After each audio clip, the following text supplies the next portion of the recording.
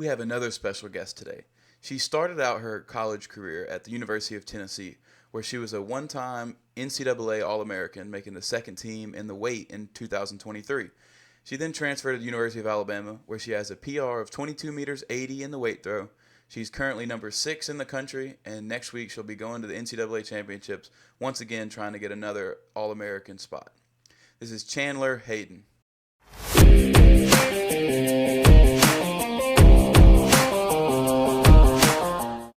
All right, how you doing, Chandler? What's up? I'm good. Woke up today, can't complain. You had practice early this morning? I didn't because we have practice tomorrow for weight, and then we travel. Oh wait, practice Monday, then we travel Tuesday. Tuesday? Mm-hmm. Heck yeah, no, I had practice out there. I don't know. My cold? It was a little bit. It really wasn't actually. I was at 11, so it wasn't that big a deal. But I know, and you don't have to worry about parking. I heard the parking's yeah, terrible today. There was already old people walking to the game at it was literally 10:30. I was pulling up, so there's no way. I want to go to that game too because I know people in Tennessee, but there's no incentive to go at this point. No, I've seen the lines out there outside of some of them games. I remember last year we played at 7 o'clock at night, and I was out there practicing at 11. Mm-hmm. And there's lines of kids waiting to get into the game. That's what else do you have to do with your day? Come on, be for real. I'm so serious. But the way I get in is I just tap in my card, and I'm hey, I'm here, and I go sit down in the seats that people probably pay thousands of dollars for, and I'm just hey, until someone tells me to move, I'm gonna sit here. Exactly. I was about to say it was the Kentucky game my freshman year. I came in and I was I don't want to go watch the game, but it's Kentucky, I'll at least go see a little bit. I was on the damn floor. I just walked, how we go to the team meeting? I just walked down there and I was just standing there looking around. Yes, no, exactly. You can do that and they don't care. So that's what I'm gonna bank on doing that tonight, but we'll see if I find a seat. No, yeah. It'll probably be pretty packed with game day coming. But. Oh my gosh, it's stupid. I wish game day wasn't here so that it wouldn't be as packed. Yeah. I better say you probably definitely want to see the Tennessee game. I do. I have a couple friends on the team, so I want to go see them play. Yeah, that's fair. All right, so obviously talking about Tennessee, when you initially were in high school and throwing hammer, I don't know if you had hammer in your high school area, but what was it like actually getting to Tennessee? Because obviously you went there first before you transferred here. Dude, it's crazy. I didn't understand how the recruiting process worked. No one in my hometown understands the recruiting process, especially for big schools. Little schools, they kind of understand it, but I didn't even know what hammer was. I didn't know what weight was until I went to a coach, Gary Cooper. He coached Deanna Price. He's coached Sam. He coached a lot of people. And he said, "This is the hammer you're going to throw it." I was like, okay, cool. He had a lot of connections, and he was able to put my name out there because apparently what I was told is there's a list that coaches see with everyone's marks. I was never on the list, and they didn't understand why Coach Newell didn't. So when I went on my first visit, I thought that was it. I was like, oh, okay, this is it. I was I didn't know I could go on 5 visits. So I went on my first one. Luckily, it worked out. Going from a small school to a top tier university was insane. Obviously, it's a huge change, but Tennessee was a great first step, and I love Tennessee, and I love my time there. Yeah. And obviously you were talking about you didn't understand the recruiting process, and kind of neither did I when I started out. But now that you've gone through it and then eventually went through it again with the transfer thing, what would you change, or what would you do different, or what advice would you give to someone in that position basically? I want to go back home, and I want to have a seminar for athletes on how to get recruited and what the best way is. My position's different, obviously, because we're such a niche sport that they're going to come, they can see me easier. I would say, if you're in high school, you need to reach out to coaches. I think a lot of people don't realize that they need to put in work too. They think that all the coaches are just going to come to them, but you putting in that work, emailing them, telling them your stats, it's going to benefit you a lot. In college, I think off rip, I would have gone to a lot more visits. I kind of was closed-minded. I thought I was going to go to Ole Miss. I didn't look at any other schools. Any other schools that were like messaging me, I was like, no, I'm not going to do that. I was very close-minded. I would highly suggest listening to every coach. Once I got into the transfer portal, though, I already knew a lot of the coaches. I knew a lot of the, spiels they were going to give me. I didn't really want to go on visits. I thought it was a waste of my time. Yeah, I want to go see the school, obviously, but I didn't want to go on 5 visits. I didn't want to go, to LA and then, down to Florida and then here and then Arkansas. And I didn't want to do that. I think it's just a waste. I knew a lot of the coaches, but I would just say keep your mind open if you're coming from high school to college and you kind of understand that process for sure. That's where I left. Yeah, and I would say like reaching out in emails and stuff like that is really beneficial. Like, I mean, it'll sometimes it'll be funny when Yush will be out there and he'll be reading out an email he got from because he gets all types of emails from kids. So it's like if you're actually throwing a distance that's close enough to those marks, like if you go look, they'll have like recruiting marks and different things. If you're throwing close enough to that, like reaching out is actually really helpful. And the questionnaires, that's how I got to Tennessee. I'm not gonna lie, those questionnaires that they have online. You type in your name, you type in your distance, where you're from, like your hobbies. Like they look at those. That's how I got recruited. I got recruited because Coach Newell, he's like, yeah, I saw your questionnaire. Like, I would love to get on a call with you. And he said he had never ever heard of me. And I'm like, if I wouldn't have filled out that questionnaire, So that was a big thing too. The questionnaires is huge. Just reaching out. I think kids are kind of entitled nowadays, thinking that they're gonna get picked out like super quick. But unless you are going to like top-notch track meets, or even for baseball, you're going to like scouting, like games, you have to be going to certain events and you have to kind of know the connections to get there. So I think it's very beneficial to reach out, and like people need to put their pride aside. 100%. I mean, I think now too with the transfer portal and NIL stuff being involved, like, I mean, this year we got like 4 new kids and none of them came from high school. They're all in the transfer portal. Yeah. And like, I think that's how it's going to be. So I think especially if you're a high school kid, you have to be one of the best in the country if you want to be like picked out kind of like that. Like, even if you're really, really good, there's a kid that's 21 years old who's already thrown 18 meters that they can go get and could probably put them on less scholarship than what you want. So like, it's a very interesting like dynamic. So coming out like that. And people always think that they have to start off D1. And that's so far from the truth. Some of the best athletes come from a JUCO. Like Barton produces like top tier athletes.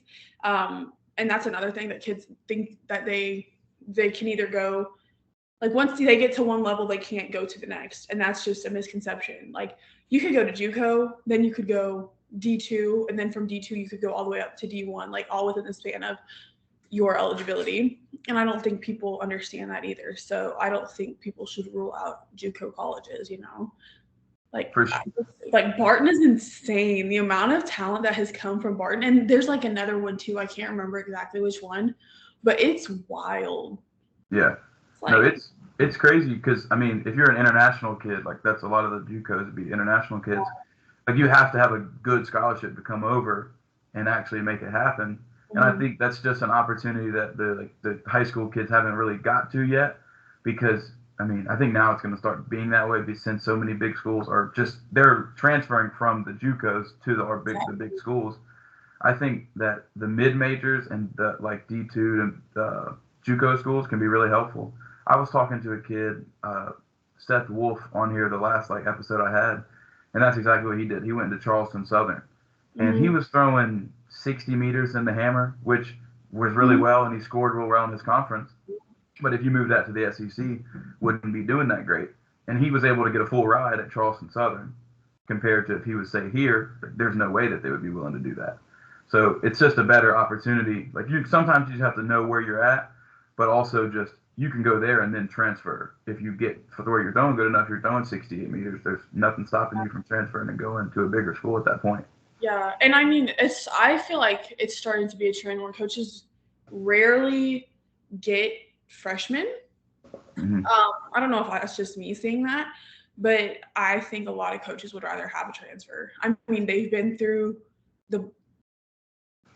I guess the bullshit. They've been through the bullshit part of everything. Like most of the time, they understand the system, they understand what's going on, and they're not going to give you much of a headache. You know, a lot of coaches are going to reach out more towards the transfers rather than getting a freshman and having to start from scratch. You know, like yes, they do want to start from scratch if it's like a very good athlete out of high school. But I think if I was to be a coach, I would be for sure looking in the JUCO colleges, D2, D3, look at those times, those distances, like everything like that. That's what I would be doing. I think that's just starting to become more and more popular, is reaching out to people at those schools. No, 100%. And I mean, I think it makes sense from the coach's perspective, because even if you have a kid that's thrown, say, 70 feet in the shot in high school, it's like that conversion is about 10 feet normally. So like, okay, we're pretty confident that he could throw 18 meters. And it's like taking that would be probably one of the best kids in the country, if not the best kid in the country. If you look at a transfer, there's going to be 10 people that are transferring that can throw 18 meters.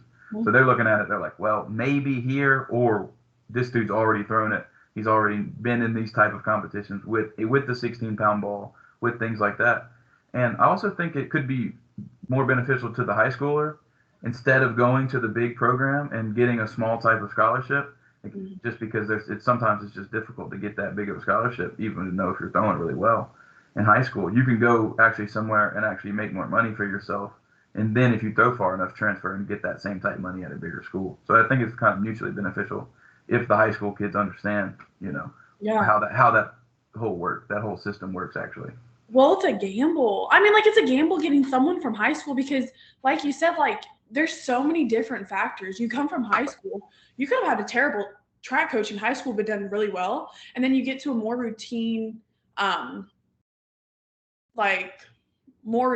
group, more routine, setup. Yeah. And then you choke. You can't handle it. You can't handle the pressure. So I think coaches know that it's a gamble to go for freshmen because they might be doing great in high school, have certain stuff that works for them, but once they get to college, there's so many outside sources to partying, like class you have to like work. But luckily we go to such a big school that it's almost hard for you to like fail your classes. The only outside issue, like if you have a bad mind, would be like partying and all that kind of stuff. Yeah. But yeah, it's a gamble to get. It's honestly such a gamble to get a high schooler, and rather than someone who has done that and been competitive at the college level. It might not be SEC level, but you bring them in, they have their first couple jittery meets, and then they're in the conference.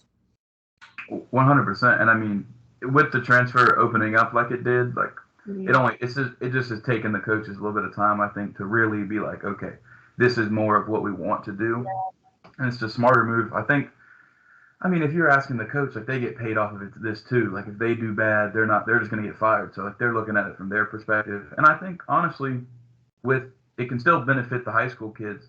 It just may take a few years at a smaller school, at a JUCO school, to continue throwing. But you actually, like you said, there's going to be the JUCO kids that are coming over internationally that are really good, but they just weren't able to be recognized by some of the big schools. Like Isaac, this isn't even a JUCO, but just like kind of a smaller mid-major school. He went to Middle Tennessee when he first came over. Really? So it's like, yeah, like you're throwing against him. You're throwing against someone who's thrown 19 meters at these meets. Like that's a dang good competition. So it's not like you're just going out there and throwing against someone who's not good. Like, you're still in good competition. It's just not that SEC level that it's like. I mean, I was watching yesterday the women or the World Indoor Championships, and there was times that wouldn't have made the SEC final that were advancing in the 400 final at World Indoors. And people want to talk so low, like they always want to say, oh, everyone thinks that SEC is so high. SEC thinks so highly of themselves, but they're really not all that. Like, dude, SEC is legit. SEC is without a doubt for track and field the hardest conference. And honestly, I would venture to say, like, in more than half the sports, the SEC is going to be the hardest. Like, it just is. There's like all this money that they can put into their programs down here, and that translates to athletes. Athletes want to come here. And I remember at Tennessee, Coach Ross, he came from NCAP. And he came in, he's like, I don't care about SEC. I don't care about any of this, like SEC isn't all that great. And that really shocked me because I'm like, dude, you should know how good the SEC is, especially now you're in the SEC. You should want to like pride yourself on that. But I think people, they don't overlook it, but they don't want to admit that it is like the hardest conference. Yeah. I think there's you could argue there are different events that there's more people in certain other conferences, and I think that's where you get the argument from.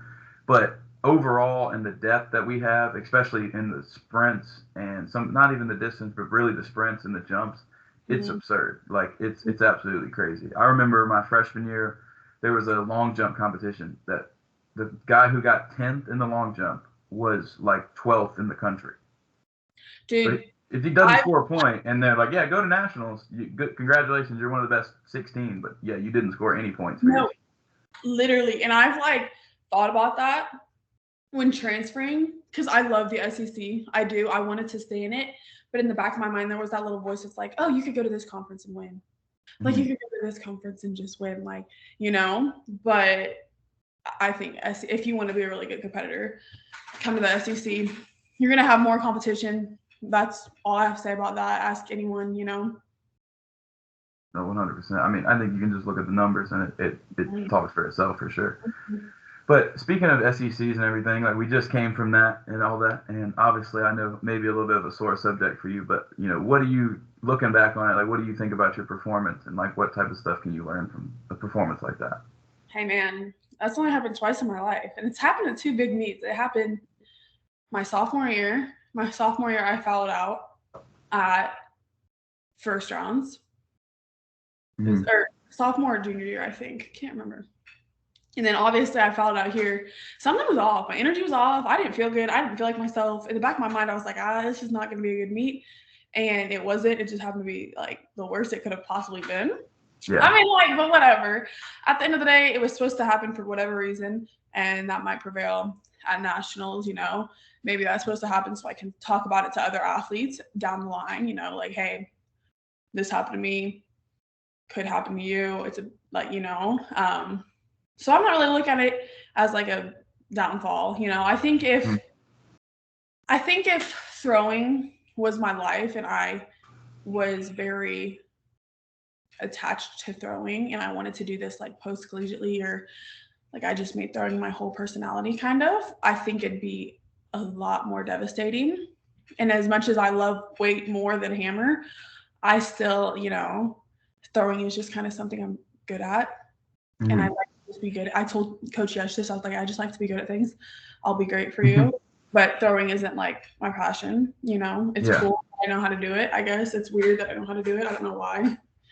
Like I'm sitting there spinning in circles all day long. It's I don't know. It's weird. But no, I'm just going to go into nationals and get the energy back that I had the whole rest of the season. It's been the best season of my life. And one hiccup had to come at one point or another. So it just happened to be SECs is what it is. Ready for nationals. Yeah. So no, 100%. And I mean, obviously nationals is this week or next week basically, but it started like at ACCs, there was multiple people hitting the ceiling and all this different stuff up at the arena in Boston. And now I think they've moved it to Thursday. Yeah. So, like, how do you feel about that? Like, changing that whole thing, and that the NCAA has a meet that can't even like hold the weight through. Like, I don't know. There's one part of me that's like, if you're hitting the top of it, that's your issue. Like, one part of me is like, that's your issue because I know a lot of girls who do throw very high. I typically throw more so out than I do high. So maybe I'm saying that because I know it wouldn't affect me as much. But it is crazy. I don't think when have they ever done that? The fact that they're hosting this at this new track. And they're like, oh, by the way, we can't host it the day it's supposed to be hosted. I think it's a little ridiculous because there's probably been families who have maybe paid for tickets and stuff for certain days. And I think now they're hosting it at like an insane time. I think pretty sure it's 6, and I think you throw it at 8 o'clock at night. My mom told me like 8 o'clock. So I'm gonna be sitting there chugging like 2 energy drinks at 8 p.m. I'm gonna be awake till like 4 a.m. It's kind of ridiculous. I feel like. Never thrown at 8 p.m. I really haven't. I don't know what I'm going to do all day. Be sitting there bored. Seriously. So, I don't know. What would you do? I mean, like, if like, 8 p.m. stuff. We threw. I'm trying to think. I think it was 2 or 3 years ago when SEC's was at Ole Miss. We were supposed to kick off at like 7, which was already late. was that first Yeah. shot and it was Yes. rainy? It was Mm-mm. raining, so it got delayed, and we didn't throw Mm, till like 9 o'clock. that's And hard. like, I could say like I took a nap in the middle of the day, and like Okay. I feel like that helped a little bit.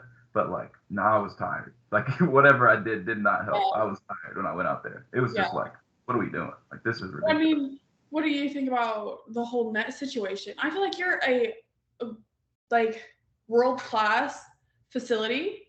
I When mean, you you're say net, what do you mean? Is something wrong with the them net? hitting the top of the ceiling, the net. Isn't it a Oh, net? I don't know if it's either a net or I think it's just the building that it's in is like kind of like a gym type thing, and I just Oh, think the ceiling is not high enough for like the weights. People were already talking about it before that this started happening. It's like it's a wooden ring that looks awful. It's literally in like something that looks like a high school gym. Like really? why would you? Like, we have this nice new track. Like there was no sort of thought about where we're gonna put this throwing event at. Like that's kind of what it looks like, and because allegedly I've heard people talk about like it's supposed to be like one of the fastest tracks in the world. Like it's supposed to be really nice.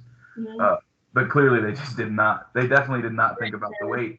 And yeah, but I don't exactly know if it's a net or whatever it is up top. But clearly it's just not high enough.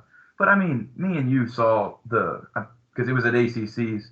I don't know if the Clemson girl hit it or not, but she throws the weight like super high in the air, and it was hitting all types of stuff at Clemson too. It never hit the ceiling, obviously. It would always be out of sector when it was Yeah. when it hit something. But like, I guess it could be dependent. But I think they said a few guys hit it too, which usually I've seen some girls throw it up there a little bit higher than the guys. Yeah. So What? How are guys doing it? I think it's just a little ridiculous, but I'm not one to get too in my head about it. yeah, Like, oh, I was so planning to throw this day, yada. Like, okay, sit back, we'll throw when we're supposed to. I don't think it's going to change anything really, you know. yeah, everyone's got to deal with it. So Exactly. 100%. So obviously talking about one issue with the weight that's been a big thing that's been talking about, but another big thing that people have been talking about, we've been talking about, I know at least, and this is I want to read this to you. This is from the Mac Throws chat. Okay, I saw this last night, and I don't know if the people know the Mac Throws chat, but it is absolutely amazing. If you want to see stuff about throwing, just talk shit. It is fantastic. You can do it anonymously. You can do it as yourself. It's just a really good place to be. But I want to read this to you because you were in the SEC competition Okay. and see what you think. So it says, SEC competitor here. There was plenty of illegal weights at our meet. Money balls with huge handles, orbiter swivels with dominator bags. So much illegal shit. Very sad to see given there's been much attention to this issue. So obviously you were there. What do you think about that? You could ask me that, and I mean, like, I don't pay attention. Like I said, like when y'all were telling me about this one school up north Yeah. with a gopher, Minnesota having big old handles. I Yeah. don't know. I don't pay attention to that, I have always just been like, oh, I'm gonna take like I could throw a gill weight and I'd be fine, Yeah. At the end of the day, if you're gonna throw it far or you're not. I personally don't dive too deep into it. I'm not too invested into it, I guess. I don't know if that's a bad thing or a good thing that I'm oblivious to it. Yeah. But I wasn't sitting there like looking at every single girl's weight or anything like that. But apparently, like someone was throwing Ruben's weight, which is legal to Yeah. do. Like you can just throw anybody's weight, and I'm like, that's just insane enough to me. But no, I was not paying attention to anybody's weight. So if someone had an advantage over me, they got one over on me because I promise you I was not looking at anybody else's weight. Usually when I compete, I'm like so focused on myself, I really don't care about anyone else. I didn't know anybody's marks that whole entire meet. Like I never do. I just think that works for me. So congrats to y'all if y'all had illegal weights at SECs and you got away with it. Congrats. I don't know what to say. You won. You won. You got it. Fair. I gotta say, I don't know. I don't throw the weight, so I didn't see all the weights and did not look at them in anything. But I can definitely say there are some pictures out there that have been posted that definitely look very suspicious. And Yeah. there's a lot of places that you go, I don't know. That handle looks very, very big to be on that bag. Yeah. Being that that's like one of the rules, you can't Frankenstein the weights and everything. I don't think NCAA's is going to be a problem because I think they've added more officials Yeah. to it to try to stop that stuff like that from happening and like twisting the bag and different types of things that you can do. But I mean, if you go to that chat, they love talking about it. That's all I'll say. There's I another one they talking about it at the Big Tens. They said I think every Dominator meet had a big Velocity handle on it, which is something I will say. Full. I've looked on all these websites for the weights, and it's definitely suspicious when you see bags from one website and then clearly it's a handle from another website, or there's a swivel thing that's not the swivel that's on there. But I think at the end of the day, it's probably a minute difference, and most of yeah. the time it's the better one that wins. But I think it gets suspicious whenever you got some big NCAA marks, like indoors, it's top 16 only. So I think it can get a little complicated. Like But Ruben said, I mean, like make it legal if everyone can do it. Like yeah, there's no issue if everyone can do it, but when you're out here doing it, like grow up. I don't know, like grow up. That's what I have to say about it. Like, why are you doing that? It's so childish. Just throw yeah. what you're supposed to throw. I don't know. Like, No, that 100%. That's what I think. I mean, I think for me, it's not really. I never thought about it that much because mm-hmm. there's not really anything you can do to a shot to make it. Like if it weighs 16 pounds, like it weighs 16 pounds. There's really not much you can really do to it. And some people like the bigger diameter. Like it's not that much to make a difference on aerodynamics of the throw, in my opinion, or anything. But in the weight, you can gain a few inches with a big handle and like putting it at the bottom and or a different swivel and type things like or messing with a bag and different things. I think you actually can make a difference. So people talk about it a lot more, obviously. Yeah. Do you think that the NCAA or not even NCAA or I don't know who exactly would be, but you think they're going to do anything for the money balls? Because I know in the weight this year there's been like 40 more guys throw the 22 meters, or I don't know if it was 22 meters or 20 meters. It was basically a lot more people are throwing further this year. Obviously, D Hall just broke the world record in the weight throwing the money ball. Like, do you think there's going to be anything they do with that? Obviously, I think you throw the girls' version of the money ball. I So think I do too. See, yeah, Coop. you don't really know exactly. Well, I don't know. Like I'm so oblivious to all of this, bro. Like I didn't even know there was like when they said Moneyball.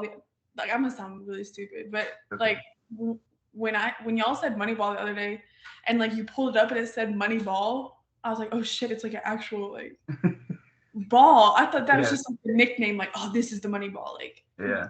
bar. So I was like, okay, cool. Yeah, Moneyball. Let's go. No, but it's like an actual thing, dude. I don't know. I don't know why they would. Why would you? I mean, like it's regulated. I Who agree. cares? Like, what, you're just gonna keep throwing farther? I mean, like records need to be broken, so Yeah, I don't know why they would make a change.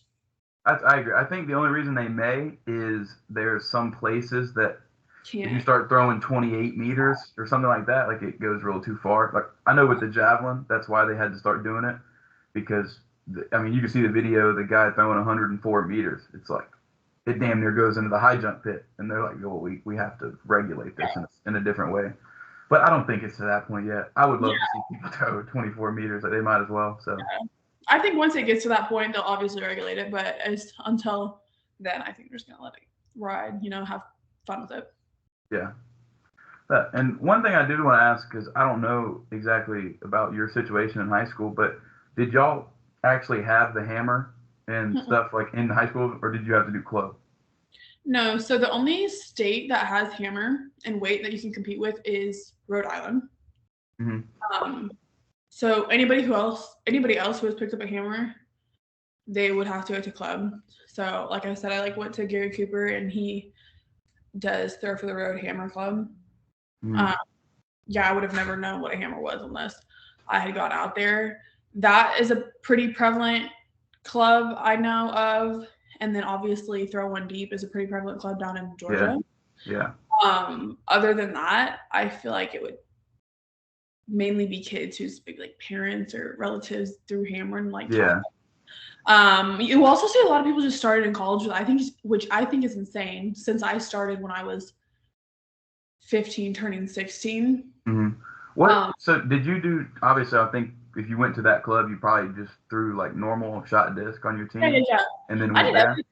Yeah, I went there for shot and disc, and I was like, okay. He tried to get me to do javelin, but I played softball growing up, so obviously that was not going to work. Yeah. But no, I did everything. When I got to college, I did shot for a little bit. I think I could have been very good at discus if we would have dialed in for how tall I am and like. Yeah, you got to build for it for sure. Yeah, the limbs, like my length and everything. Yeah. Shot, I just was not powerful enough. I didn't have that power, and my spin was not. I was just not very good with that. Yeah. So we did it a little bit my freshman year, but after that, I was like, there's no reason for me to continue this. I'm not as strong as these girls are. I'm not going to be as strong as these girls are within 4 years. Just not as big as them.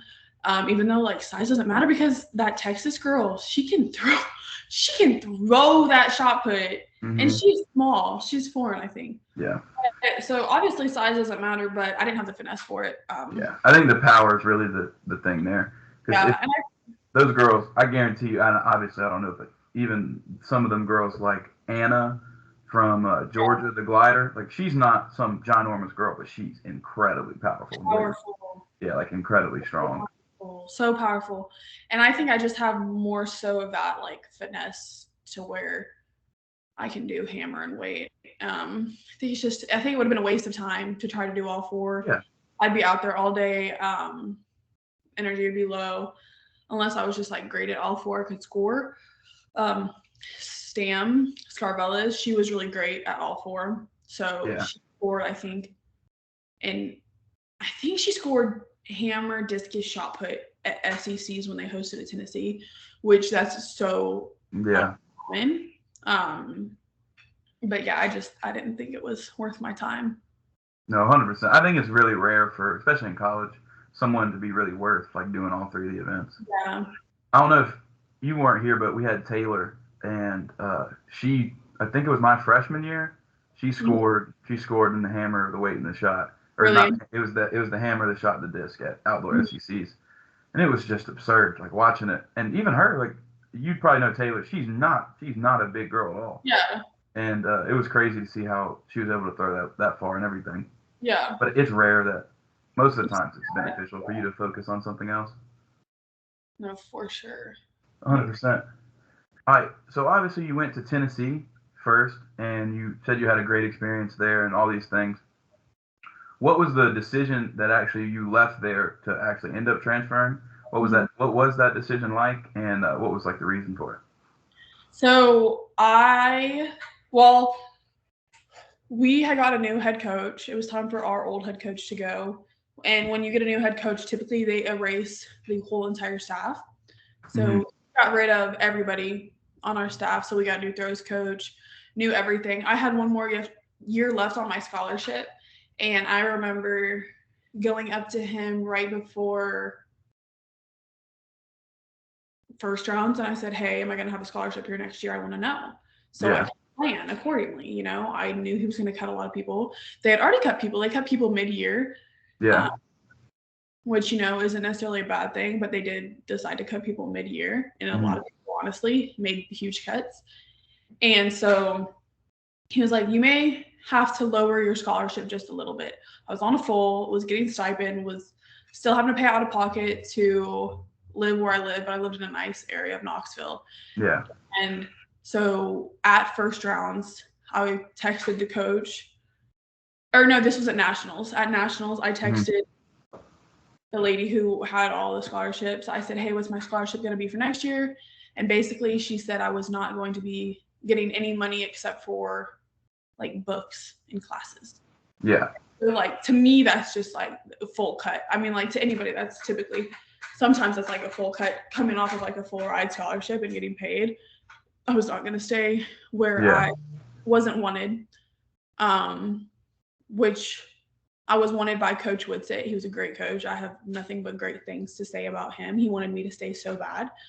I scored for them. So it was a little bit odd. They came out with a standards list, and their standards list at Tennessee, when I left, it could change now, but their standards list is you have to be a national champion or score in or score, I think, 10 or more points at a national meet in order to be on a full ride scholarship. I think that's what it is. Something a little. That's a little out there, yeah. It's a little steep, and only 2 people had done that last year. So I don't know if just a lot of people got caught and had to stay at Tennessee because of their schooling. I was lucky enough I graduated, but when I got my scholarship, I was like, yeah, I gotta go. Mm-hmm. So I ended up getting in the portal, and the portal is fun. Let me tell you. You know how much money they throw around in that portal? Please tell me about it. They throw around quite a bit of money. I mean, I was getting calls from all over. I didn't get a full from like any school that had reached out to me, but the fulls obviously depend because some schools can give you like a stipend of maybe like $1,000 a month. The biggest amount that someone had offered me was $3,200 a month. But I was not going to go to that school. But you go to the bigger schools like Miami, they have to pay you like $3,000 a month. Living is insane. You go to LA, $3,000 a month over there too, from what they were telling me. But I was thinking about going to Arkansas, and I went to Arkansas on my visit because my old coach, Coach Newell, was there. Mm-hmm. And they weren't able to give me an inset stone number when I was on my visit. Otherwise, I would have committed. So I decided to come on my visit to Alabama. Yeah. And Bama was honestly not on my radar. I don't know why it wasn't. It just was not on my radar. And then I came down here. I was like, well, this is like the best I'm going to get, honestly. So that's kind of how that happened with that. I know a lot of people always ask why I left Tennessee, but yeah, my scholarship got cut. And that is the biggest like blessing in disguise because now I'm here and I'm doing better than I think I probably would have done at Tennessee. I needed to change. So heck yeah. And I talked to Jordan West also, and he basically said the same thing. They cut everything. Which blew my mind, being like making nationals as a thrower and doing all these things individually, and you're still getting cut. And that's not just like that situation. Like it happens all the time. And that's why I said to him, it's not really a rare thing at all. Mm-hmm. But I don't know, that definitely surprises me. What do you think has been some differences you've seen here, like at Alabama, and compared to Tennessee, just like basic little like coaching differences or just overall big things? I think my training partner wise at Tennessee, my last year I was training by myself. I trained by myself every day, and that can get to be a lot. Mm-hmm. Not having a partner, and now having Ruben as my training partner and Johnny when we go outside, 2 phenomenal athletes. Like they are so smart when it comes to throws. Ruben is so intelligent, like beyond intelligent when it comes to throws. I've never heard someone just know so much about the sport.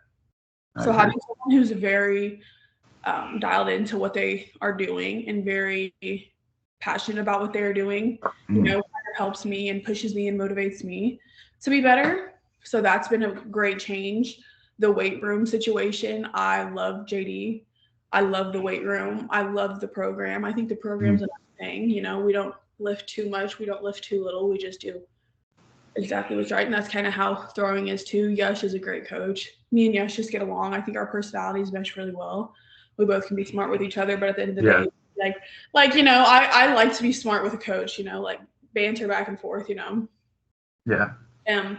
But he is also very intelligent too, and just the way he kind of explains things and the way he allows me to explain things and allows me to put my 2 cents in. He's not afraid to be like, oh, he has to always be right. He's not one of those coaches. And so I was very grateful when that worked out with him, So, because I definitely took a chance. I mean, like taking a chance. You don't know any of the coaches. You don't know if the style would fit. I could have come here. I hated the style, and then I just would have. That's my last year, but everything's going really good. The team is really good. I think the team chemistry is really good. Throws wise, this 100%. Is probably right up there with my sophomore year group at Tennessee. This is right up there, and I think we all get along really well. We mesh really well, and a lot of us have the same kind of end goal. We just really want to be good, so I think that pushes each other. Yeah.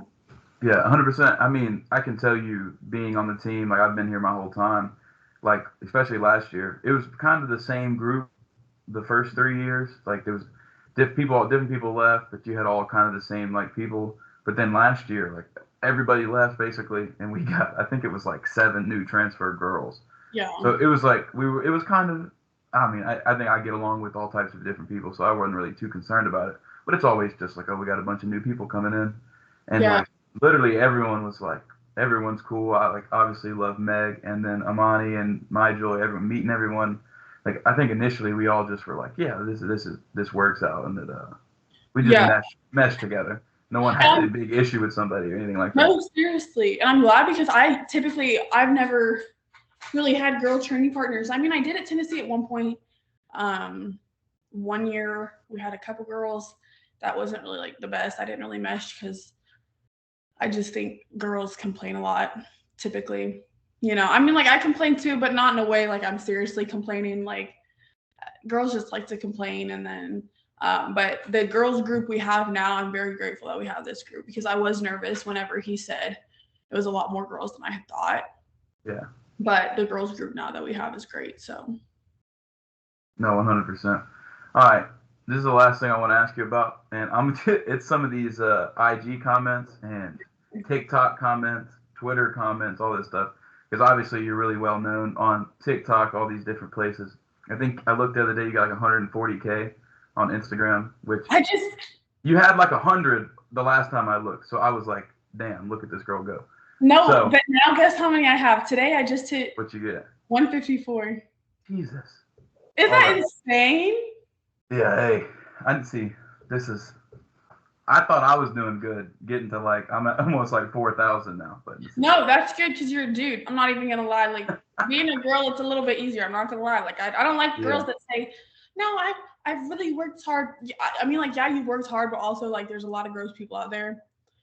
Right. And I tell my parents this, I tell everyone this, like you can either profit off of it and like just run with it, or you can sit and pity about it and be like, oh my gosh, boo-hoo, like, So right. You just said it. You said there's a bunch of gross people out there. So speaking of those gross people, I'm gonna read off some of these comments here. Hey, listen, these are the best. And this one, honestly, this one I just can't. It blows my mind. It's this guy. He tagged as someone at Tony Anderson 812. Tell Van to make friends and bring her home for summer vacay. Okay, it's a picture, just a little spread shot picture of you. And the fucked up part about it is I see this, I'm like, okay, it's not too bad, he's whatever, normal comment. The man, his profile picture is a dang him and his daughter, who's like 7 years old, obviously. And then you go to the profile, his bio is talking about his wife. And then he's in your comments talking about this shit. What the fuck is going on? It's disgusting. Like, if you were to actually see the amount of married men or the amount of, like, men who have girlfriends and stuff, like, in my likes, in my comments, in my DMs. Yeah. Coop, if you saw my DMs, you should have told me before we start this podcast. I would have whipped out some insane DMs. But no, it's disgusting. It's absolutely disgusting. Yeah. It's like, I talked to my brother about it, too, and he's like, dude, men are going to be gross no matter what. Like, yeah, I can't do anything about it. What am I gonna do? It's just gross. Yeah, like, I can't lie. It blows my mind because I just couldn't imagine. Like, obviously, some people are just trolling. Like, obviously, I think there's times you can tell that, but there's other times where I look, I'm like, this is a real dude commenting on this shit. Like, there's no way. Like, you cannot be this horny. There's no way. It's insane. It's insane. I'm like, what? What goes through your mind? Like, you need to go get help. A lot of my followers need to go get help. But bless y'all because you keep me making all these NIL deals. So whatever. This is true. A lot of times, a lot of them are not all this way. It's just funny to look through. It's funny to look through them and find the ones that are crazy. Speaking of this is another one. Were you talking about just like they need help? This is funny though. I can't lie. He says, taking my glass full of ice water to Alabama. He said, I need every ounce of bath water. I don't understand the bath water thing. See, I wouldn't either. It's not something for me, but. Like, are you going to drink it? Are you going to put it in a mason jar and put it on your shelf? I think they want to drink it, yeah. I mean, there's people that, and I've seen this both men and women too, which is really strange, but people that, like, they'll buy underwear online, they'll, like, use stuff. I just got an email. I kid you not. I just got an email before this podcast started, and it said how much for a pair of track spandex. Dude, someone offered me, I think, $800 one time. Oh my god! But I don't. What'd you do with the $800? Dude, you know what? I do $800. Like, let's be for real, because what? Those pants are gonna. I have a pair of I'm not even gonna say that, but I have a pair of pants that have a rip, and Megan's telling me, she's like, dude, you can profit off that. Okay. I mean, like, you profit off these sick motherfuckers. Like, why? What's going on? Take all their money. My brother said that. He's like, if you're gonna be stupid in today's society, if you're not contributing to the society, take all their money. What? Listen, it's ridiculous. If someone is willing to pay you the money, then I guess that's what it's worth. You know what I mean? That's what it's worth. That's good. On That's the record, good. I have never sold any clothes. Right. So don't hit you up talking about, please let me get some used spandex. Don't do that. It's not gonna work. No. Hey, you're better than me. I can't lie. If someone sent DM me talking about $800 for some, that's a return on investment that's impossible to get. Them hoes are like $20. I sit and I think about it. You trust me. I sit and I think about it because I'm like, okay, go get a meal. You know, shit. If I can, Jimmy John's meal just cost me $16. What's going on there, Jimmy John's? Why did a sandwich, chips, and a drink cost me $16? Hey, that's why you went to the wrong place. Jimmy John's be like that. It's crazy. Everywhere you go, if you get the meal plus the drink plus the side, oh, it's gonna be $12. It's gonna be $12 at least. 16? At least 16 is crazy for a sandwich. I pulled through, and he said $60, and I just about kept going because I was like, "What the fuck is going on? I don't even sandwich that damn bad." Yeah. Hey, Ruben told me the other day he spent $31 on a sandwich. That's a fucking problem. He got the giant one. Yeah, that's a problem. That's his problem. That doesn't make sense. That's too much shit on a damn sandwich. Wow, that's ridiculous. Bet. All right. Well, do you have any? Obviously, a bunch of people follow you on everything, but like, what are your social media stuff and all that? And then that's really about it. You want me to say it? Sure, go ahead if you want to. If not, it does not matter. Chandler Hayden. Wait, I don't even know my own social media stuff.